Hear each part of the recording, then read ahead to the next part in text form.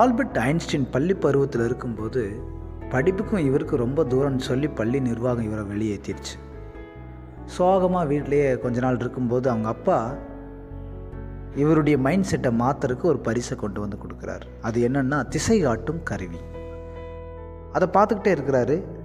எந்த பக்கம் போய் நின்னாலும் அந்த கருவியில் இருக்கிற ஒரே முள் வடக்கு திசையே காட்டுது.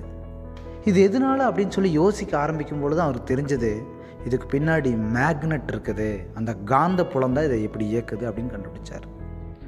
ஸோ இந்த ஆராய்ச்சியின் துவக்கம்தான் பின்னாட்களில் ஒட்டுமொத்த பூமியுமே இந்த காந்த புலத்தில் தான் இயங்குதுன்னு கண்டுபிடிக்கிற அளவுக்கு இவரை ஒரு பெரிய அறிவியல் மேதையாக மாற்றுச்சு. ஒருவேளை அவருக்கு படிப்பே வரலன்னு அவர் முடங்கி போயிருந்தார்னா நிச்சயமாக இவருடைய ஞானம் அறிவு இந்த பூமிக்கு வெளிப்பட்டிருக்காது. ஆனால் அவர் கிடைத்த அந்த கருவியை ஆராய்ச்சி செய்ய ஆரம்பித்தார். அதனால் பெரிய மேதையாக மாறினார். சாலமோன் கூட பிரசங்கி 9:10 அதைத்தான் நமக்காக எழுதியிருக்கிறார்.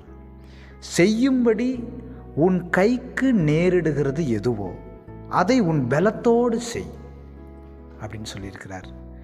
நம்ம வாழ்க்கையில் ஒரு வேளை சில விஷயங்களை நம்ம லாய்க்கு இல்லாதவங்களாக இருக்கலாம். ஆனால் நம்ம கைக்கு எப்படியாவது ஒரு தருணத்தையாவது ஒரு வாய்ப்பையாவது கடவுள் கொடுப்பார்.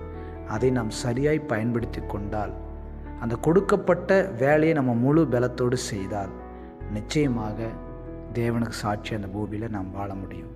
ஆகவே இந்த வசனத்தின்படி நாம் உற்சாகமாய் முழு பலத்தோடு நமக்கு கிடைக்கிற தருணத்தை சந்தர்ப்பங்களை சரியாய் பயன்படுத்தி கர்த்தருக்காய் பெரிய காரியங்களை செய்வோம். கர்த்தர் தாமே இந்த வசனத்தின்படி உங்களை ஆசீர்வதிப்பாராக. நன்றி.